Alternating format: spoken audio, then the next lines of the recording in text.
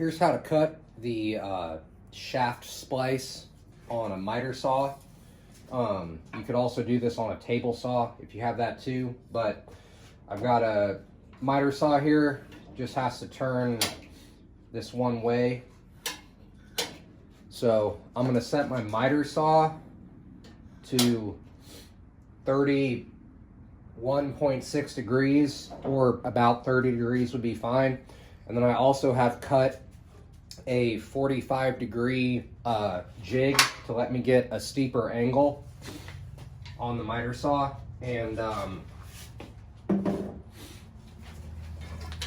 just any 45-degree cut, you can make this on the miter saw too. 45-degree angle and a 90-degree angle, and you want about an inch and a half maybe to let you get farther away from the fence. And this is a little dangerous. Your hand gets pretty close to the blade, so proceed at your own caution. But if you only have a miter saw, this is the way you would do it. So I just want to make sure that your shaft, that the blade, you just gotta push the jig up against the fence and then squeeze with your fingers the shaft to the jig, and just keep your fingers as far away from the blade as possible. But my finger is still probably about a good inch away from the blade. So, and go very, very slowly, because this is it'll get caught and snag on you if you go too fast or let it move at all.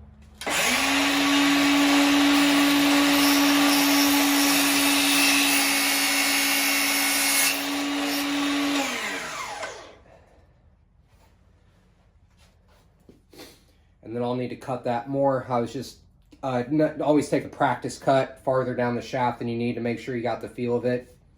Oh, and one more thing too. You want, when you're making this cut, you want the grain of the wood to be horizontal. And if there was a knock in this shaft, the knock would be going up and down. You want the cut to be perpendicular to the direction of the grain, just like the knock or the head.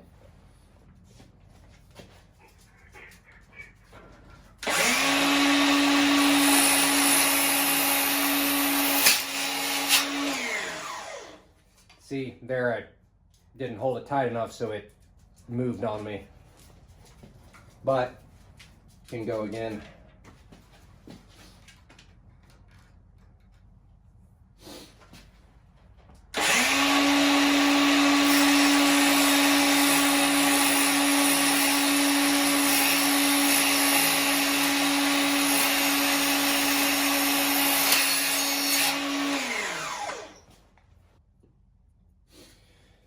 Splintered it a little bit at the end there. If I didn't have any more shaft to work with, I would go ahead and splice that, but this is plenty longer than I need, so I'm going to go ahead and try to make another cut. This is a little difficult and finicky.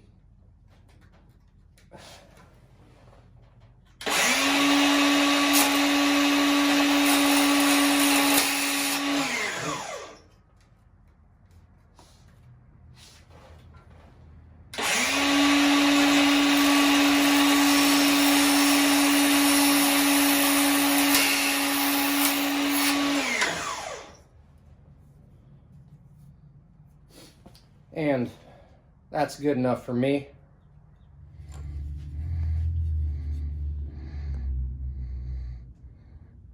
Wait, hold up like this so we can see both. Yeah, wherever looks good for you. Okay, there we go.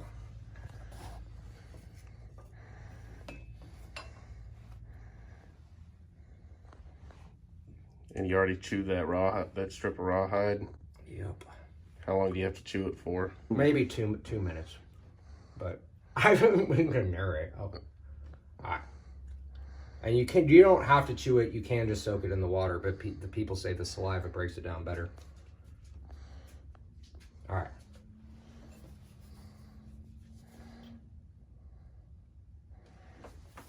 Dog's looking at the camera. Like literally right where your hands are at, the dog's.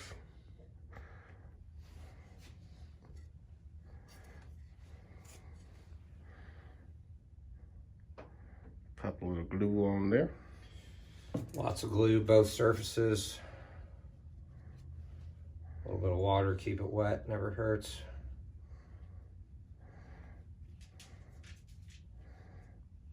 And you put glue all around the shaft. Yep, where the sinew's gonna go.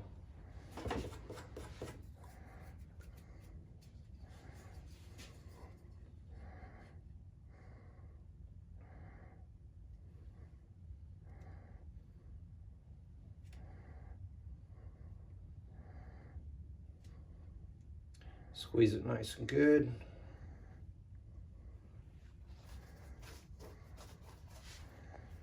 And then, this probably does take explaining on this part.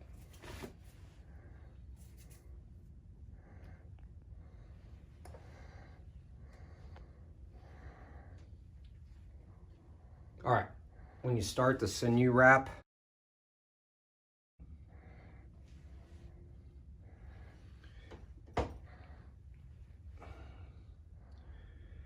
you want to get part of the sinew kind of going down and then come over it so that you crisscross. Can you see that there? Crisscross that first strand of sinew and it'll hold it tight. And then from there, you just keep wrapping and keep tension on it.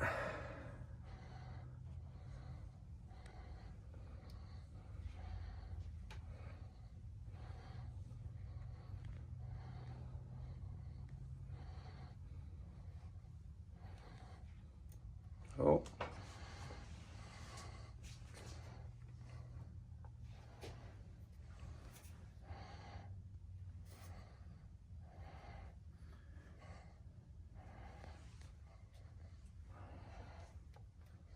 And just keep going until you use up the whole strand, and then kind of roll it with your finger the same direction you're wrapping it.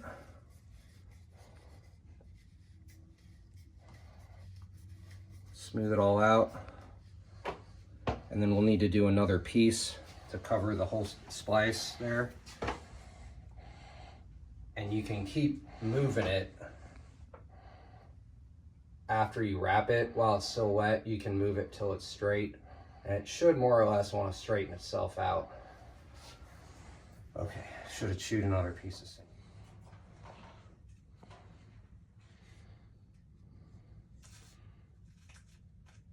So that strand of sinew is like, I don't know, maybe about half the size of regular fishing line. Or maybe like, would you describe that as dental floss thickness? It really varies, just whatever feels like is a good solid piece that wants to break apart by itself. But maybe a couple pieces of floss. Yeah. So would you want that on the thinner side or the thicker side? It depends. I would want it on the thinner side for this only so that it doesn't throw off the weight of the arrow.